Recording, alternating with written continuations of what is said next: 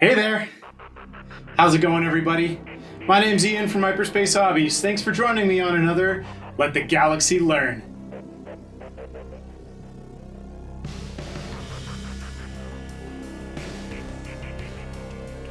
Hello, everybody. Have you ever gone into a fit of rage? I know I have. When I learned about how the Emperor treated Angron, and how the people of New Korea treated Angron, and how his brothers treated him. Everybody just treated him like garbage, okay? No wonder he chose violence. Who thought the butcher snails were a good idea? It's so stupid and the Emperor's so mean. The 12th Legion, the world leaders, were a legion once known for their brotherhood. But because of their poisoned Primarch's mind and the implementation of cortical implants called the butcher's nails, they became known for their savagery and their bloodlust. The tale of the Primarch Angron is a very sad one, full of misguided pain and unconsolable rage, followed by regret and sadness, and repeating the cycle over and over. Angron's story begins with the scattering of the Primarchs. Like his brothers, he was drawn by the warp rift and thrown about the galaxy. Angron landed on a mostly civilized world called New Korea. Waiting for his arrival was a death squad of Eldar that had foreseen the calamity he would cause and knew they had to do their best to try to kill him as a child. They decided to intervene when he crash-landed on the planet. There were no survivors. This was Angron's first taste of blood, and he's been chasing the dragon ever since.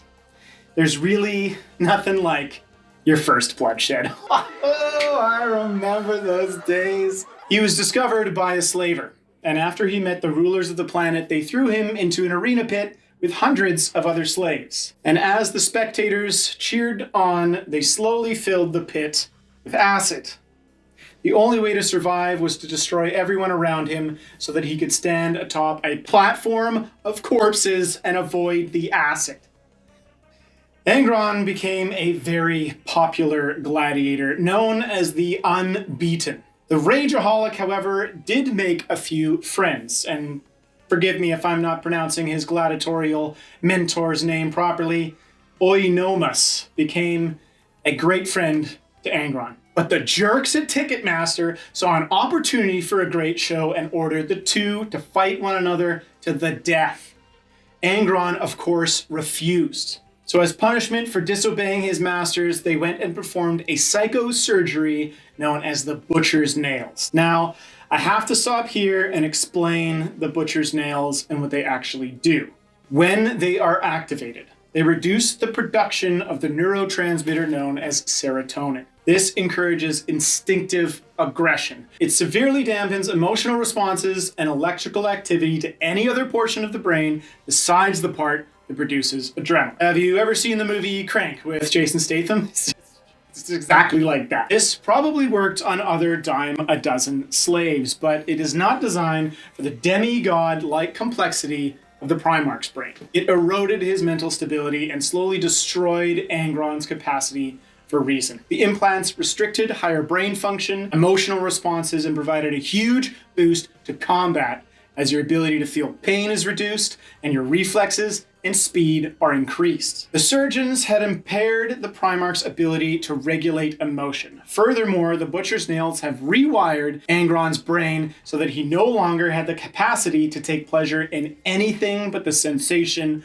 of anger. These implants went so deep into the brain of the Primarch that to remove them would kill him. Over time, the butcher's nails would burn away at Angron's brain, even with the rapid healing from his transhuman physiology. The butcher's nails dampened all feelings of joy, and the only thing that he got joy from was the rush of combat and the huge release of adrenaline that follows. The rewired mind allowed no other pleasures beyond battle and slaughter, something that would be shared across his legion as the 12th Legion embraced the gifts that their Primarch was given. So after the slavers gave Angron the butcher's nails, he was in a constant state of dull, foggy thought, or berserked, focused rage. And when they initiated the challenge between his mentor and friend Oinomus, once again he had no ability to refuse and killed him in a blind frenzy. Angron was devastated when he regained his senses and realized he had murdered his friend.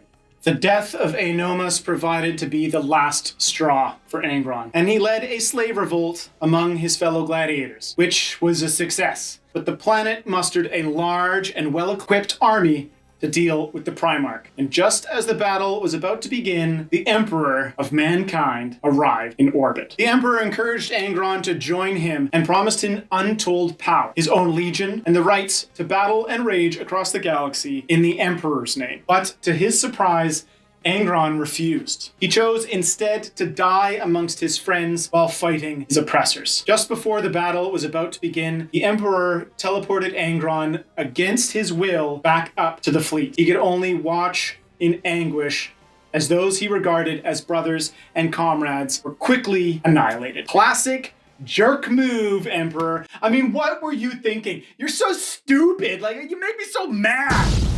This, of course, caused Angron to fall into a fit of rage, and he was forced into a state of submission by the Emperor's psychic might. The Emperor expressed hope that Angron, in time, would learn and understand what he had done. Angron, however, never forgave the Emperor for this. It was one of the reasons Angron so quickly joined the forces of Horus at the start of the Horus Heresy. After he was extensively studied by the Emperor, and once he was deemed fit to rule, he reunited with his 12th Legion brothers, though he had new designs for how he wanted his soldiers to be.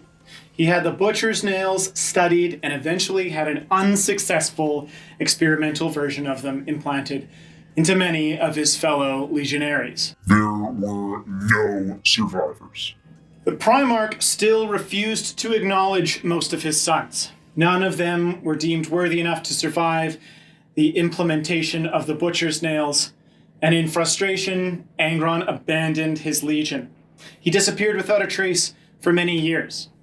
Once he was found and the fire to lead was reignited, he promised to rid the 12th Legion of that weakness. He began to develop a different version of the butcher's nails, one that would not kill its host, though it wasn't quite ready yet. For Angron, battle seemed like a game. He would make outlandish demands on his legion, like conquering a planet in 31 hours, which was the solar cycle of his home planet, Nucrea. And when they failed, which was almost always the case, he would have them undergo a punishment known as decimation, forcing 1 out of every 10 World Eaters to be killed by the remaining 9 battle brothers in his unit. His absolute and terrifying lust for blood caused many planets and solar systems to surrender, even at the mention of his name. But hearing the atrocities of Angron and his legion, and especially the act of decimation, the other Primarchs grew cautious and weary. In the case of a particularly difficult battle on the planet of Guyana, where an assisted artificial intelligence put up a very strong defense and devastated the 12th Legion's numbers. Upon regrouping on the flagship, Angron was so displeased with the Legion's inability to conquer the planet in 31 hours, he enacted the Rite of Decimation. An already battered, losing army was demanded to reduce their numbers by 10%. When there was refusal to do so, this rage took him over, and he personally murdered dozens of his genetic sons. Witnessing this, many of the Psykers aboard the flagship focused their powers and managed to knock Angron into a coma, though it cost many of them their lives as well. While he was in this coma, the 12th Legion was in shambles, and after witnessing him murder his own gene seed, a crisis erupted within the World Eaters over what actions should be taken. Some of them even tried to sabotage the project perfect the butcher's nails, as it was a clear path to destruction. But all attempts ended in failure, and a more perfected version of the butcher's nails was eventually produced. The first to survive this implementation was Karn, and after his success, they quickly implemented many World Eaters with the butcher's nails. Angron eventually broke free from his sleep, and he led a new and enhanced version of the World Eaters to conquer the planet of Guyana. And it was a massacre. There were no survivors. Following the infamous events of Guyana Massacre at the hands of the newly modified World Eaters, the Emperor commanded a halt to cortical implants. But a revolt ensued. Now, the Emperor himself could not turn a blind eye to how successful the World Eaters had been when it came to conquering the galaxy, as they assisted a great deal in his crusade. The World Eaters, under the reign of Angron, were harshly criticized by their fellow legionnaires. They were known for insane blood rituals that they would do both inside and outside of combat, some of which involve competing with each other for the number of heads they could take in battle. Personally, I have 35. I'm quite proud. Let me look. But something had to be done about this uncontrollable legion, and it was up to Robot Gulliman to administer justice. What would you know of struggle, perfect son? When have you fought against the mutilation of your mind?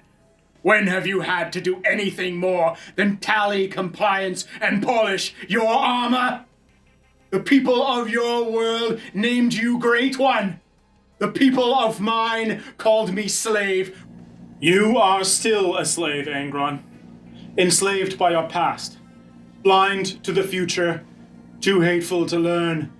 Too spiteful to prosper. The Ultramarines and the World Eaters collided with the assistance of Lorgar.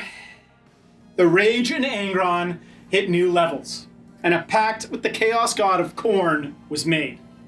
Angron was transformed into a demon prince, and he managed to best his brother Gulliman, who made a tactical retreat. Angron, in his new form, was something not only his enemies feared, but his fellow battle brothers and legion as well. And once the Horus Heresy began, he was uncontrollable and was essentially used as a rabid dog who no longer followed his master's call. Once told he would not partake in the first wave of the siege of Terra, he had a full meltdown and was well on his way to killing everyone on his own flagship and destroying the plasma reactor inside, when a plan was developed to imprison him in a labyrinth until he could be dropped onto the battlefield and left to his own rampage. Once the battle on Terra was concluded and the Emperor was mortally wounded, there was a mass retreat by the forces of Chaos. Angron was the last to leave Terra, and he was granted a planet of his own by the Chaos God. He retreated to the Warp and resided there with his disbanded and unguided legion, not really under any command at all. Fully broken now and indebted to the Lord of Blood, Angron was only sighted a few times since the Horus Heresy, and mostly resided on his planet in the Warp. Each time he was seen, it was in an effort to bring some control and balance back to his legion, as they had mostly become roving bands of berserkers, and battle seemed to bring some resemblance of their former brotherhood and a reason for him to rule them all. Angron has survived into 40th millennium, and the pact with the Khorne god has made him all but unkillable. If he somehow is cast back into the Warp, he reemerges unscathed precisely 8 weeks, 8 days, and 8 hours later. Angron's story is depressing. Being treated like garbage and manipulated from the moment he hit landfall, watching the people he cares about being massacred time and time again without any ability to stop it, even sometimes by his own blind fury. Falling into pits of depression after realizing what his bloody hands have done. Cursed to live in pain, with the only relief being the death of whoever he feels is an enemy. Thank you for watching, and remember everybody, let the galaxy learn!